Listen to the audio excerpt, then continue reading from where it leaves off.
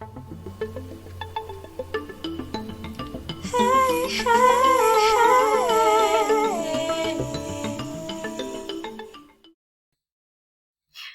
everyone, welcome to Laura May Talks. I'm your host, and today we're going to be talking about happiness.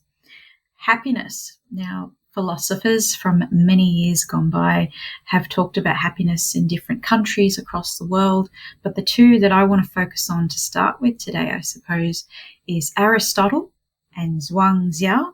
So Aristotle was a Greek philosopher who actually spoke about happiness and the virtue that helps us to have happiness.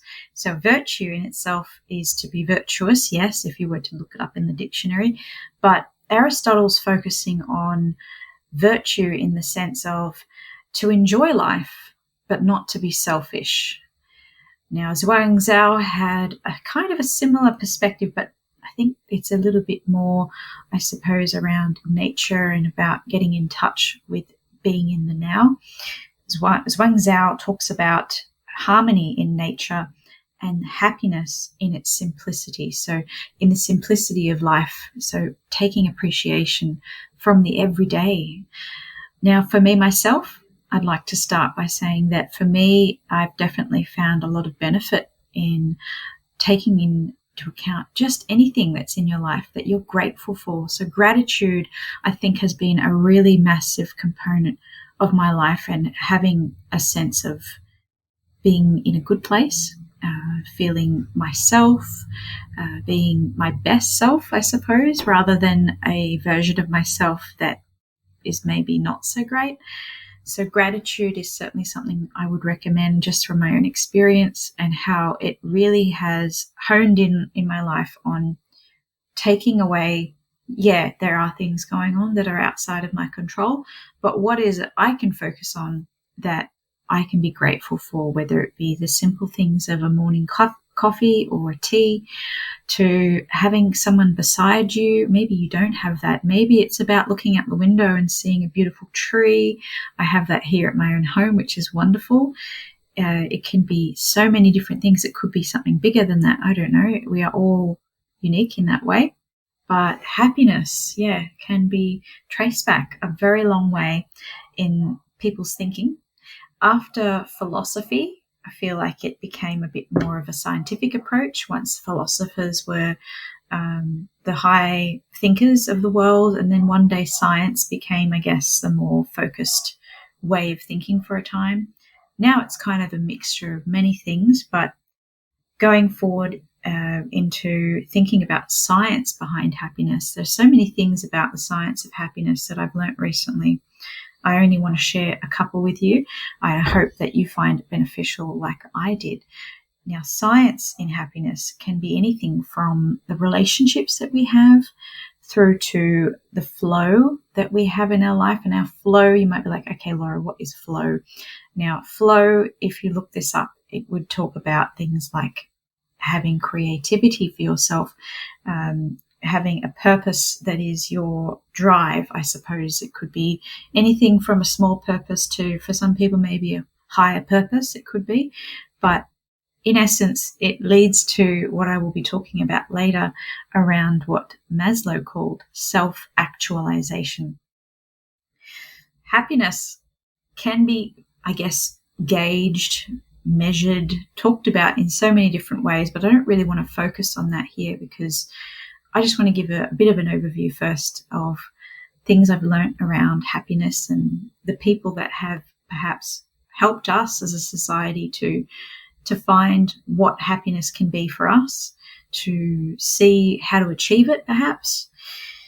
But happiness is also in psychology. Now, the problem, I guess, in society is that so many people, when they think of mental health or psychology, they think about depression and sadness and all this stuff.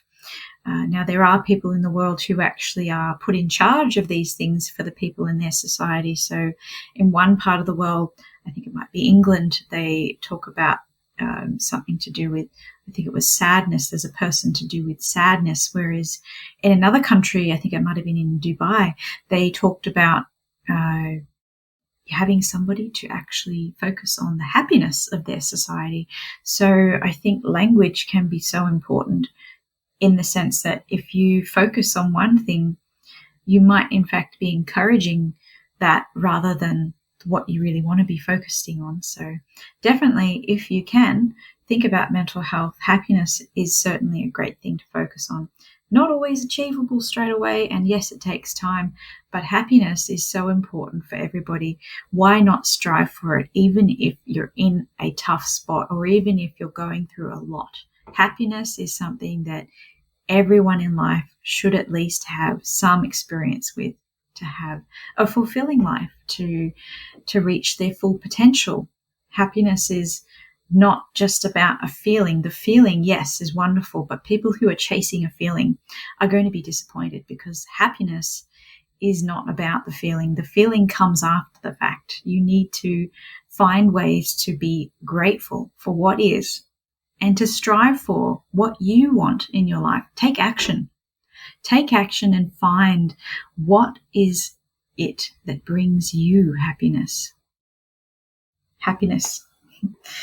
Now, if you think about Maslow's hierarchy of needs, it is, a little bit maybe specific, and it's in a triangle. You may have seen it. I'm just going to look that one up here. I had that on the screen before. So if you think about Maslow's hierarchy of needs, it goes through everything from the physiological needs, so everything you need on a physical level, all the way through up until self-actualization. So you're going to say, what's that, Laura? Okay, so starting from the beginning, your physical needs, things like food, water, warmth, rest. Everyone needs that. And safety, like security and safety. That's a basic need. But you don't actually have to be living on the streets to experience a lack of these things. These things can be taken away at any moment, whether it be by fire, it could be a person that makes your life miserable, it could be that maybe you made a bad decision. I don't know, it could be a number of factors. And then you go up through to your psychological needs. So Maslow talks about belongingness and love needs, so having intimate relationships and friends, and your esteem needs, so prestige, feeling of accomplishment.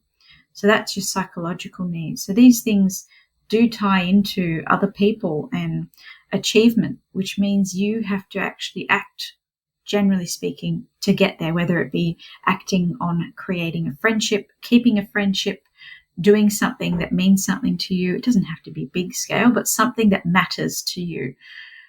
Self-actualization. Now, this is the tip of that pyramid, or the tip of the iceberg in some cases for people.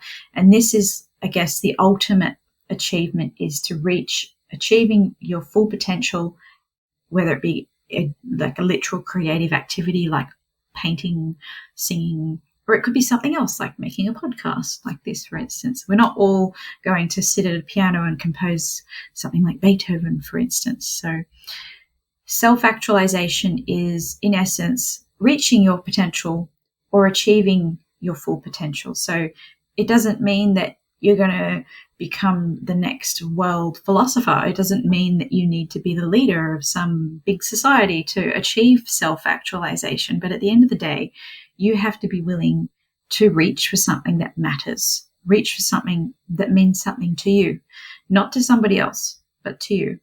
But also, it's about helping others along the way as well. So you may have noticed before when I was talking about Zhuang Zhao focusing on enjoying the harmony in nature and the simplicity of life, but also Aristotle referring to virtue.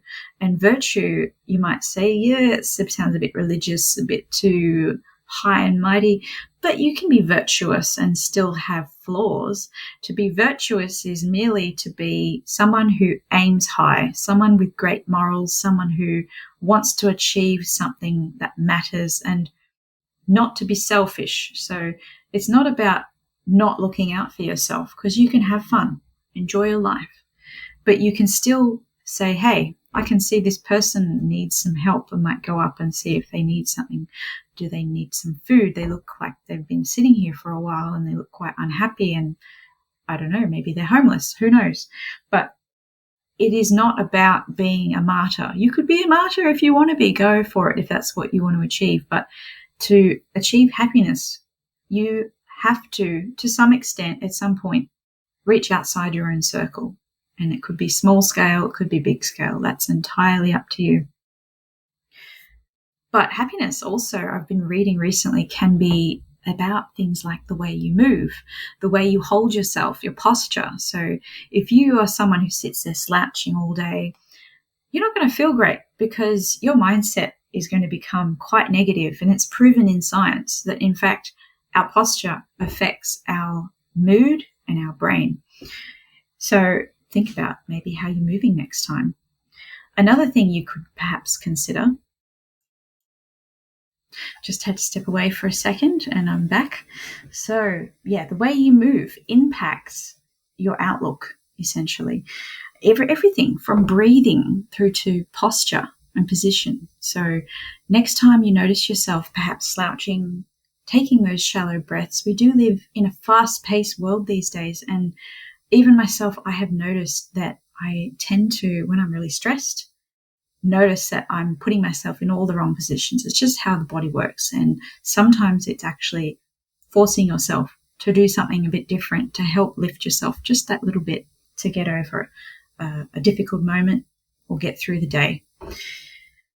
Even things like solitude. People think that happiness has to be found with other people, but happiness is not about necessarily being around other people. It can be achieving that on your own.